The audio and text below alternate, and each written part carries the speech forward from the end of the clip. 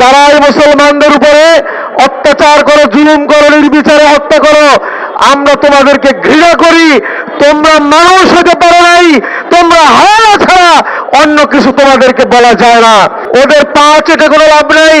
আল্লাহ বলেছেন, ওয়ালান তারদা আনকাল ইয়াহুদা ওয়ালান নাসারা, ইহুদি নাসারাকে কোনোদিন খুশি করতে পারবে না যতক্ষণ পর্যন্ত তাদের ধর্মাবলম্বী না হয়ে তাদের পা চিত্তা চাটতে তাদের দলযুক্ত না হতে পারবে, ততদিন পর্যন্ত তাদেরকে খুশি করতে পারবে না। আমরা বাংলাদেশের নেতৃস্থানীয় ব্যক্তি যারা রয়েছেন, যারা ক্ষমতায় গিয়েছেন, বিরোধী দলে গিয়েছেন, আমরা তাদেরকে বলি এদের প্রতিবাদ করেন, তাদের গোলামি করিয়েন না। তাদের গোলামি করে আপনারা নিজেরা রক্ষা কোনোদিন পাবেন না ইনশাআল্লাহ।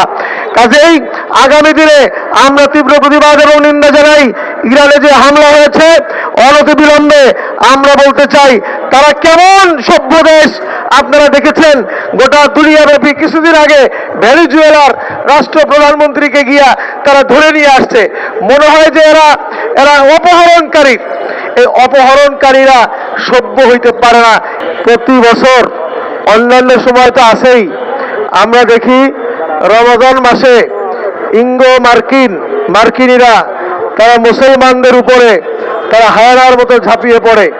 প্রায় প্রত্যেক বছরই আমাদের রমজানে মার্কিনীদের বিরুদ্ধে, ইসরায়েলিদের বিরুদ্ধে আমাদের মিছিল সমাবেশ করতে হয়। এটা আমাদের জন্য দুঃখজনক বিষয়।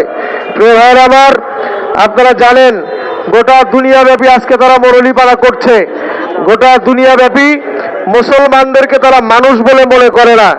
তারা মনে করে অন্য ধর্মাবলম্বী যারা আছে তারা মানুষ, মুসলমানরা বোধহয় অন্য কোনো জীব জানোয়ার বা পশু, এটা তারা মনে করে।